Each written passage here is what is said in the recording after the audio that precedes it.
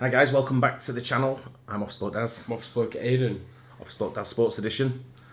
Fresh off his holiday, fresh back into the team. I'm back. Fresh back into the starting 11. Yes, thank you. We're starting two. Starting two. Whatever you want to look at it. Yeah. First of all, don't forget to subscribe, please. If you're watching new to the channel, just click that subscribe button. It does help us grow. Yes, please. And we're going to cover the best quarterback from every decade in NFL history. Do you reckon you'd know? I'd probably know from the 70s onwards, I would say. Maybe even the 60s. No, I wouldn't know. I'd probably know who they are, who they're going to talk about. But as for guess-wise, see, some people I'm not sure in the old times, in the 60s, whether they were quarterbacks or not. So people like Joe Namath, not sure if he was a quarterback. I think he was, but before my time. Yeah, both before my time being born and before my time watching anything. Tom NFL. Brady's probably the only one I probably even know. No, you'll know people like Brett Favre, Never heard Dan of him. Marino. Never heard of him. Oh, Yeah. oh okay. What about Manning Peyton Manning. and Eli? Yeah. You know I know Mannings? them. Yeah. So it's That's about it, though. Let's see who they've got though, because there's a few I'll know. The NFL has become increasingly more of a passing league, and there are a handful of guys you can thank for that. These players spun it better than anyone else in their respective eras, and as a result, convinced teams to throw the ball more over the years. Here are the greatest NFL quarterbacks of each decade, with some seriously worthy honorable mentions. 1940s, Sammy Baugh. The NFL was formed in 1920, but the quarterback position we know today didn't really come to fruition until the 40s.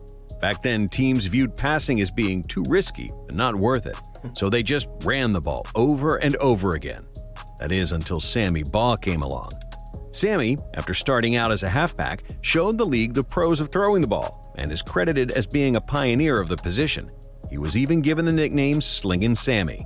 He led the NFL in completion percentage 8 different seasons that decade, led in passing yards 3 seasons, and was a 3-time first-team All-Pro and 3-time second-team All-Pro. He finished his career with 21,886 passing yards and 187 touchdowns, which was incredible production for the time. 1950s, Otto Graham. While Graham retired in 1955, just over halfway into the decade, he still takes the crown for the 50s. Thanks to him, the Browns won 3 NFL championships in a 6-year span beginning in 1950. Yeah, you heard that right. The Browns won 3 NFL championships. And those 3 seasons that didn't end in a title, Graham still had his team in the championship game each time. He won 3 league MVPs and was a 4-time first-team. You know, Cleveland Brown fans are still hanging on to that. No, what is it about the Browns and just the kind of joke around them that they can't win anything? Is it just because they just don't? Is it a bit like Tottenham? So yeah, it's equivalent to Tottenham, aren't they? I guess. Yeah. The Browns are like Tottenham. Yeah. Be interesting to see if the Browns come and play at Spurs Stadium. Yeah, that'll be funny. Team All-Pro in just a 5-year stretch.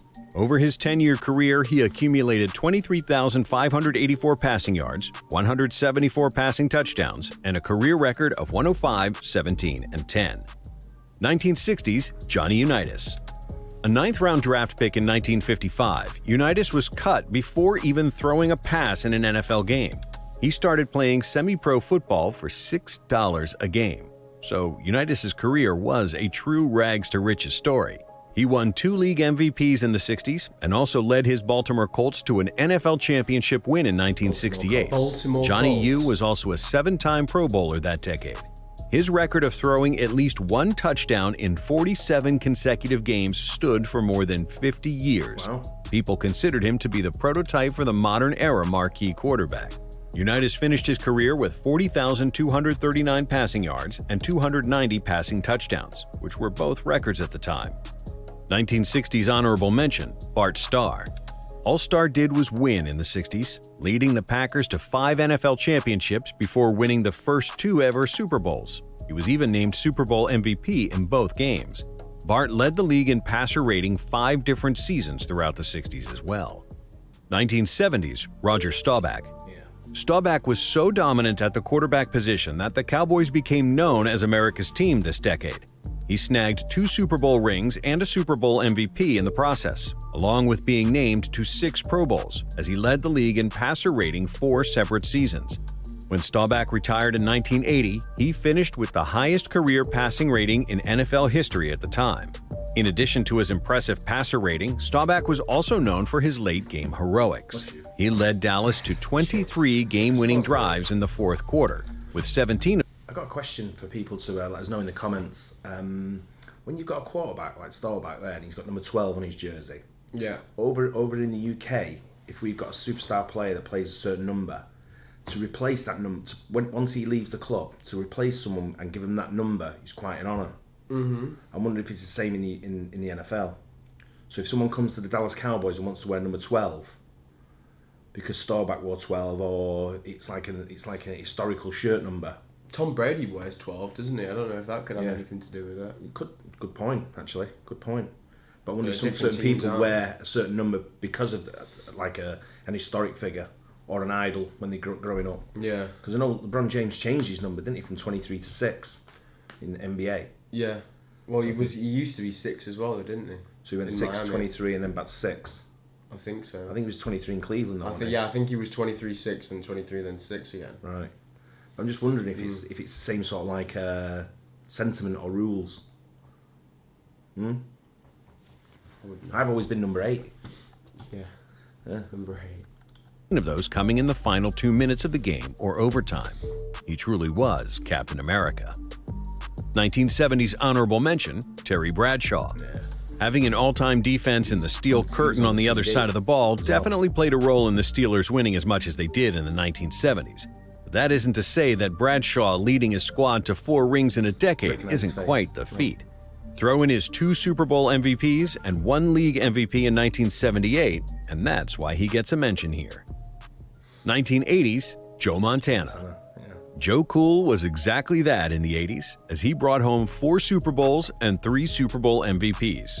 No moment was too big for Montana, who always seemed to rise to the occasion. In Super Bowls, Montana went 4-0, passing for over 1,100 yards, 11 touchdowns, and 0 interceptions. He also had more than just team success that decade, as he was named to 6 Pro Bowls, won a league MVP, led the NFL in passing touchdowns and passer rating 2 seasons respectively, and was the league's completion percentage leader for 5 different seasons. Wow. 1980s honorable mentions, John Elway. For Elway, his dominance didn't get started until around halfway through the decade, so it was just too deep of a hole to dig out of to catch Montana. He did his best to do so, though, managing to lead the Broncos to 3 Super Bowl appearances, making 3 Pro Bowls, and winning a league MVP. Dan Marino. The only real knock on Marino's resume is that he never won a Super Bowl and only made 1 appearance in the big game. This wasn't for lack of individual excellence, though. Marino won a league MVP in '84, was a first-team All-Pro for 3 seasons in a row from... In the 80s now, this is when NFL really sort of like got big in the UK. Yeah. So it was. I may have said this story before, but people like Dan Marino, John Elway, they sort of like brought the NFL to the UK. So they were the big names. So what you'll find now is a lot of people my age are all Miami Dolphins fans because of Dan Marino. This, yeah. So, but also you've got a lot of Chicago Bears fans because you had William Perry and Walt Payton playing for them as well. So they were like the 3 or 4. Even Joe Montana sort of thing. He never really made sort of like the move over to the UK or bring it to the UK like Dan Marino did. I think it's more of an East Coast sort of like the central sort of time zone, whereas Montana was on the West Coast. When we were getting games, it was more East Coast based, so you could watch the Miami Dolphins at a decent hour, let's say, where you couldn't really watch the 49ers play. So that's why I think a lot of people from the UK became Dolphins fans. Mm-hmm. And plus it was Miami, it was that glamour of Miami. Yeah, Miami, yeah. From '84 to '86, made 5 straight Pro Bowls from '83 to '87, and led the NFL in passing yards and touchdowns respectively for 3 years in a row from '84 to '86. 1990s, Steve Young. From one 49er legend to another, Young was Montana's backup in San Fran from '87 to '90, and he picked up exactly where his predecessor left off. Young led the Niners to a Super Bowl victory where he was named the game's MVP, won 2 league MVPs, was a 7-time Pro Bowler, led the league in passing touchdowns 4 seasons, passer rating 6 times, and completion percentage 5 times. He threw for over 3,000 yards in 5 seasons that decade, including 2 for more than 4,000. Machine. Upon his retirement, he finished with the highest passer rating in league history. 1990s honorable mentions. John Elway. Again. Elway finally got over the hump this decade and won 2 Super Bowls. He added 6 more Pro Bowls and led the league in passing yards in '93. Troy Aikman. Leading your team to 3 Super Bowl wins in a 4-season stretch will definitely get a mention, and that's exactly what Aikman did in the '90s. He also made 6 straight Pro Bowls from '91 to '96. His numbers were not all that flashy, but he was a winner. Brett Favre. You have to be pretty dominant to win 3 straight league MVPs in any sport, which Favre did from '95 to '97. He also won a Super Bowl and made 5 Pro Bowls as he led the league in passing touchdowns 5 times and passing. When I was saying before, just go back to where Favre's got the trophy there.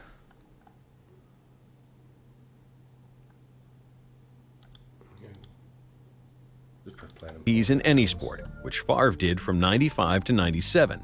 He also won a Super Remember me saying before about Terry Bradshaw, the honourable mention, Yeah. and he said he became a TV pundit. He was quite good. I'm sure he used to do the Thanksgiving turkey things as well. I'm not sure. Let me know if that was Terry Bradshaw, but that's him there with the mic talking to him.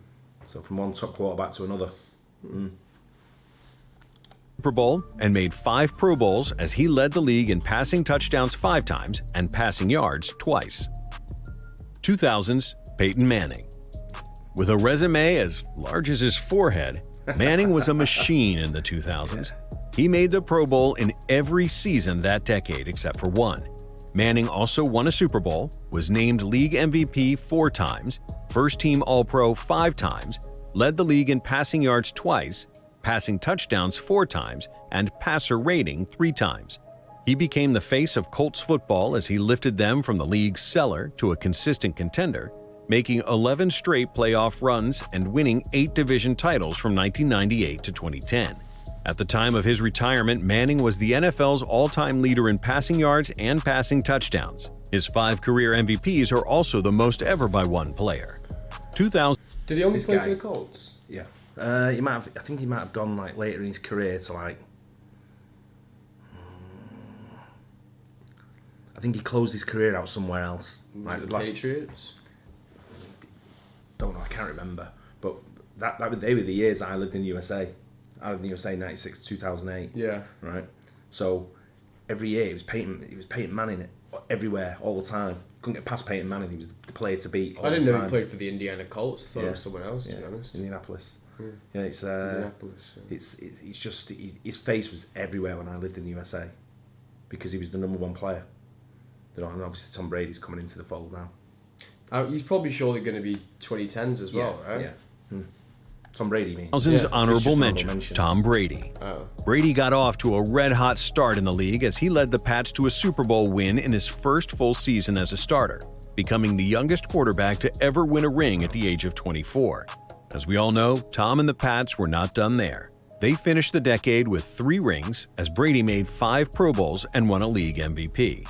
2010's Tom Brady. Didn't Tom Brady get like drafted like last or something? Like very, very He late. was, yeah, either that or he might have even been undrafted. I thought he was like the second last person to get drafted. What's his name? What's his name from? He's just left Green Bay now. I think there's a couple that have been undrafted, and I'm pretty sure. What, the guy with like long hair and a beard? Yeah, he came to City here once, didn't he? Came to watch a game at City. Yeah, Can't think I of his know bloody that. name now. He might have gone blank. I know him, but I know you're talking about. He might not. It might not be the guy I'm talking about, but I'm sure these. The other one played for Kurt Warner. I think it was for St. Louis at the time. St. Louis Rams. No, I've not heard I'm of pretty him. sure Kurt Warner was undrafted as well. I think he came from like the Euro League. Kurt Warner. I might be getting his name wrong here, but I'm pretty sure his I name's don't know Kurt who it Warner, is. something like that.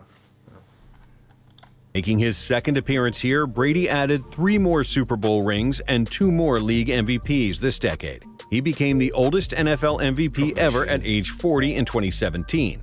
The craziest part is he would probably be included for a 3rd decade in the 2020s list after somehow showing 0 signs of aging or slowing down.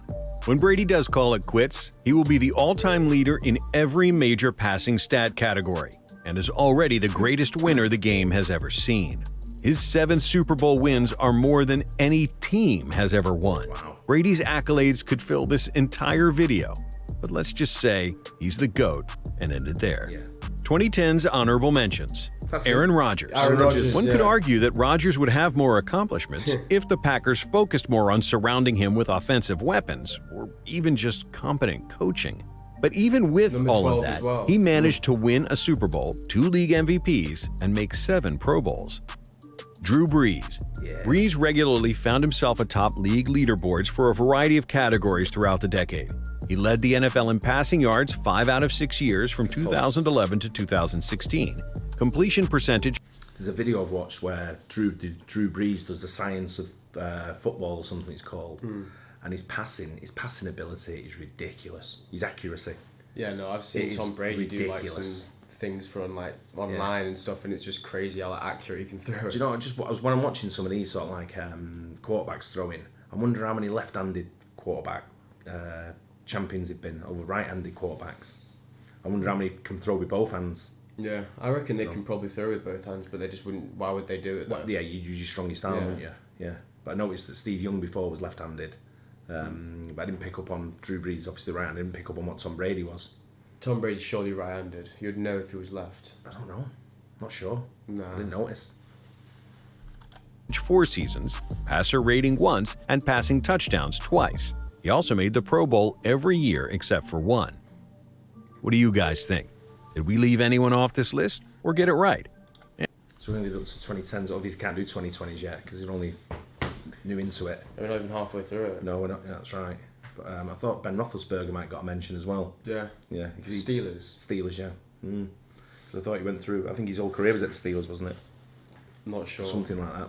You'll have to let us know on that.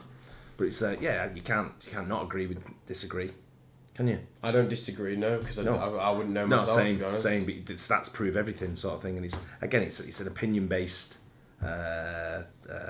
debate, isn't it? Yeah. Because some people say, no, this was the best quarterback, or this was the best guy who did that. And it's the same in any sport. It's always opinion based, but stats on that show that the best people are the ones that win trophies and No throw one the can. furthest No yards. one can like disagree with the 2010s being Tom Brady. No, no chance. And no one can disagree with probably the 2000s being Peyton Manning. Yeah. But then you look at people like Steve Young, no one can disagree. Joe Montana, you can't disagree. So really, it's Maybe it's just right. an accurate list, isn't it? Yeah. In my opinion, yeah, I think so. But who am I to argue? Don't really know the sport as well as some of the perfectionist NFL people do. But there you go. Let me know on Kurt Warner. If that's his, I'm sure that's his name. And can't remember if he was drafted or not. Anyway, hope you enjoyed it. Don't forget to subscribe and like as well. Yep. And we'll catch you on the next one. Cheers.